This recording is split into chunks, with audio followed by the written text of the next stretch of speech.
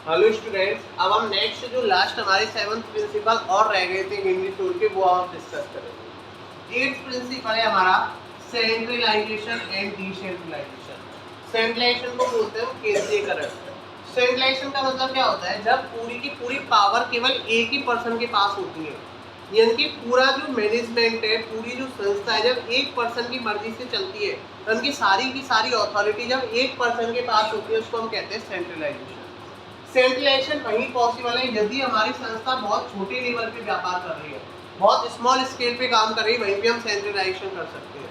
लेकिन जैसे जैसे हमारी संस्था का साइज बढ़ने लगता है, जैसे जैसे हमारी संस्था प्रोग्रेस करने लगती है, ग्रोथ करने लगती है, वैसे वैसे हम अपनी अथॉरिटी और रेस्पॉन्सिबिलिटीज को क्या करने लग जाते हैं? डिस्ट्रीब्यूट करने लग जाते हैं, बांटने लग जाते हैं। That is called decentralisation. Decentralisation कब पॉसिबल है? जब हम क्या करते हैं? बहुत बड़ी लेवल पे व्यापार करते हैं। क्योंकि यदि हम एक छोटे लेवल पे व्यापार कर रहे हैं तो हमारा सेंट्रलाइजेशन कहलाएगा। जब हम बहुत बड़े लेवल पे व्यापार करने लग जाते हैं, कि जब हम अपनी अथॉरिटी और रेस्पॉन्सिबिलिटीज को डेलीगेट कर देते हैं, when the top level management delegate the authority and responsibilities to the middle and bottom level management, that is called decentralization। ठीक है, तो सेंट्रलाइजेशन में हमारा जो स्कोप होता है वो कम होता है, लेकिन डिसेंट्रलाइजेशन का जो स्कोप होता है वो बहुत बड़ा होता है। नेक्स्ट है स्केलर चेन। स्केलर चेन का मतलब होता है सीक्वेंस ऑफ कम्युनिकेशन, यानी कि हर संस्था में एक कम्युनिकेशन की एक सीक्वेंस होती है। जैसे टॉप लेवल अपनी बात को किससे कहेगा?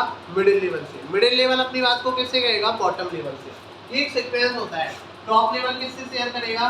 मिडिल लेवल से। मिडिल लेवल किससे शेयर करेगा? बॉटम लेवल से। और बॉटम लेवल बात को किससे कहेंगे?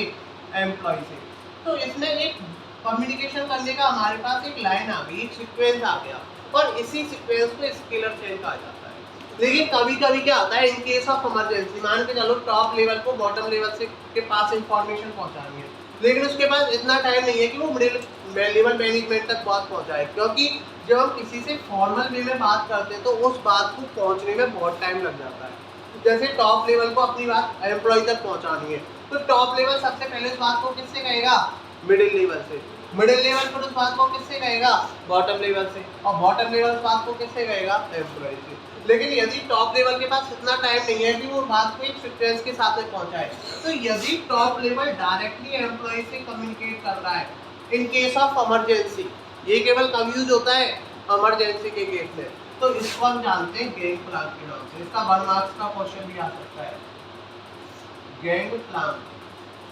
गैंग प्लान केवल इमरजेंसी के केस में यूज होता है। यदि इमरजेंसी है तो हम डायरेक्टली भी किसी के साथ में कम्युनिकेट कर सकते हैं विदाउट फॉलोइंग द चेन, बिना स्केलर चेन को फॉलो किए। नेक्स्ट है ऑर्डर।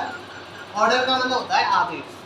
हम जब भी किसी एम्प्लॉय को ऑर्डर दे रहे हैं तो हमें ये पता होना चाहिए कि एम्प्लॉय को पता हो कि हम उसको जिस चीज़ का ऑर्डर दे रहे हैं वो चीज़ कहाँ पर रखी हुई है।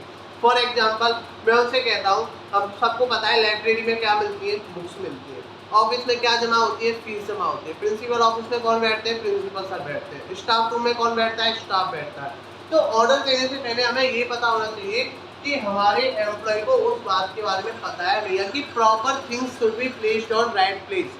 सभी चीजें अपनी सही जगह पर रखी होनी चाहिए। इसके बाद है इक्विटी। प्रिंसिपल ऑफ इक्विटी का मतलब होता है समानता का अधिकार। हमारी संस्था में जितने भी एम्प्लॉय काम कर रहे हैं, हमें उनमें कोई भी पार्शियलिटी नहीं करनी चाहिए। ठीक है ना?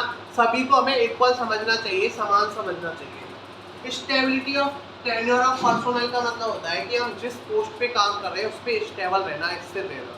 क्यों?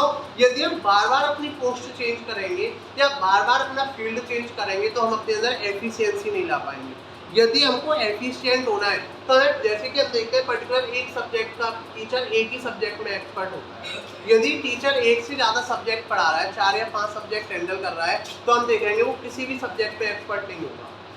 यदि हमको अपने अंदर एफिशिएंसी लेकर आनी है तो हमें पर्टिकुलर एक जगह स्टेबल रहना पड़ेगा, स्थिर रहना पड़ेगा, क्योंकि जब तक हमारे अंदर स्टेबिलिटी नहीं होगी, स्थिरता नहीं होगी, तब तक हम एफिशिएंसी अपने अंदर नहीं ला सकते।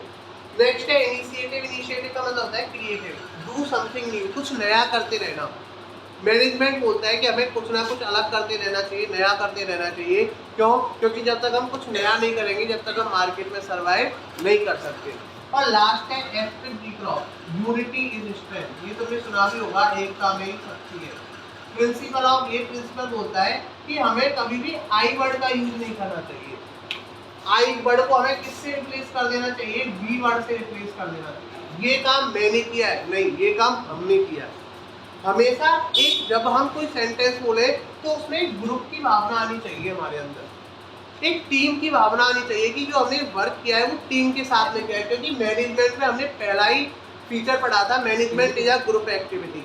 जो एक अकेला पर्सन मैनेजमेंट नहीं कर सकता, because a single person can not handle all activity of an organisation. यदि किसी को भी मैनेजमेंट में सक्सेस होना है तो उसे वर्क ग्रुप के साथ में ही करना पड़ेगा। एक सिंगल पर्सन सभी एक्टिविटीज को मैनेज नहीं कर सकता। तो जो हमने लास्ट हमने 7 प्रिंसिपल्स और पढ़े हैं मैनेजमेंट के, कौन कौन से, centralisation and decentralisation, scalar chain, order, equity, stability of personnel, initiative and activity group. ठीक है, एक बार हमने गैंग प्लान पढ़ा है। इन केस ऑफ इमरजेंसी यदि टॉप लेवल एम्प्लॉइज के साथ में कम्युनिकेट कर रहा है उसको हम गैंग प्लान के नाम से जानते हैं। और गैंग प्लान केवल कब यूज होता है, इन केस ऑफ इमरजेंसी के केस में यूज होता है। तो ओवरऑल हमारे 14th principles of management complete होते हैं।